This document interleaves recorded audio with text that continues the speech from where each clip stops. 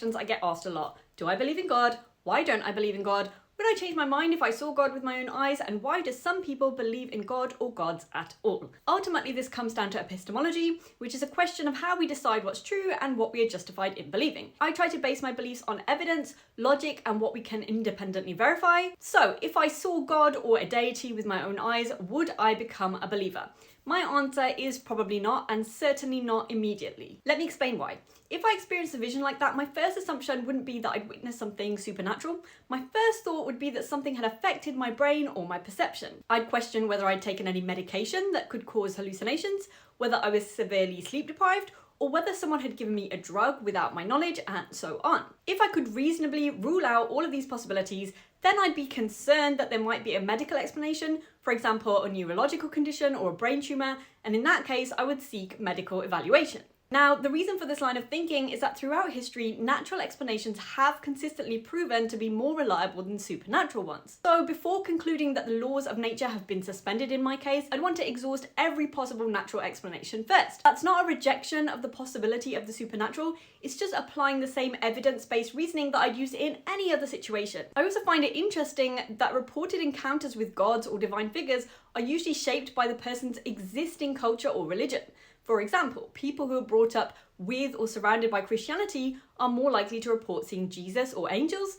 Hindus are more likely to report seeing Krishna or Shiva. Muslims report experiences consistent with Islamic beliefs, and so on. That suggests that these experiences are influenced by our expectations, memories, and cultural background, rather than pointing to a single objectively observed deity. And that brings me to the lack of evidence. We have cameras, satellites, telescopes, MRI scanners, particle detectors, DNA sequencing, and countless other technologies that allow us to observe and measure the world in extraordinary detail. If God regularly interacted with the physical world in ways that could be detected, you'd expect there to be clear, repeatable, and independently verifiable evidence.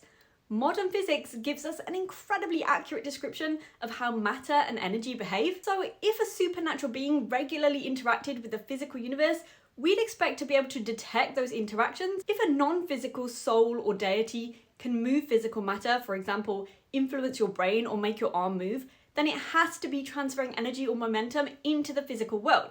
But we've never observed reliable evidence that consciousness or a supernatural agent can influence matter in a way that requires us to revise these laws. And as Carl Sagan famously said, extraordinary claims require extraordinary evidence.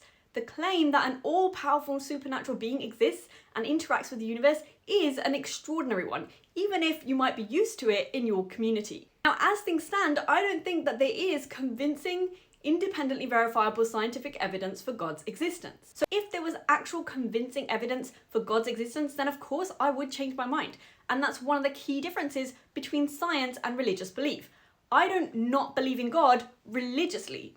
Science isn't a belief system that asks you to ignore new evidence. It's a self-correcting process. Religion is not self-correcting in the same systematic, evidence-based way that science is. Religions, on the other hand, generally rely on ancient texts, divine revelation, and unbroken tradition, which makes structural corrections exceedingly rare and much slower if they do happen at all. And the burden of proof rests with the person making the claim. If someone claims that God exists, it's not my job to disprove it, it's your job to provide evidence for it.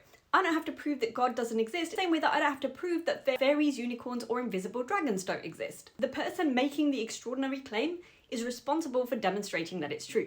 And finally, why do some people believe in God or gods? Religious belief does arrive from the interaction of several brain systems that evolve for other purposes. And one major factor is agency detection. The human brain is exceptionally good at detecting agents, i.e., beings with intentions. This probably evolved because our ancestors benefited from assuming that a rustle that they heard in the bushes might be a predator rather than the wind. So this tendency can also lead people to believe that there are intentional forces behind natural events, which means that belief in the supernatural agents feels intuitive. Another factor is pattern recognition. Humans naturally look for connections and meaning, even when events are completely random. And that's also why sometimes people think they see faces in clouds or connect unrelated events. The same cognitive tendency can also encourage beliefs that events happen for a reason or according to a larger plan, and also that our brains are wired for meaning making. Regions involving self-reflection, memory, and imagining the future help us to build narratives about our lives. So religion often provides useful answers to questions like, why am I here? Or why do bad things happen? Or what happens after death? These explanations can help to reduce uncertainty and existential anxiety and give people a feeling of control. Also, studies have found that religious practices can engage the brain's reward and emotion systems. Prayer, meditation, singing, and group rituals can activate networks involved in positive emotion, social bonding, and from an evolutionary perspective, religion may have offered advantages by promoting cooperation. One of the most interesting findings is that belief in purpose might be something that the brain finds intuitive.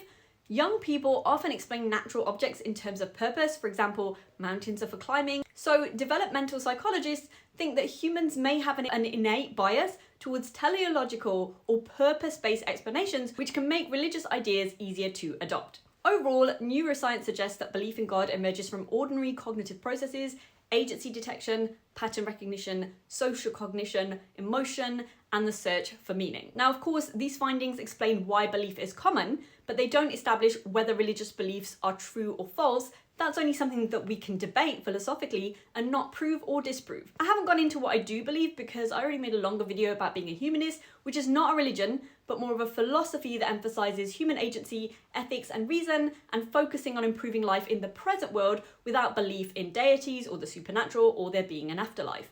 And on that note, happy World Humanist Day, everyone. Keep asking questions, never stop learning, and RIP my comment section, probably.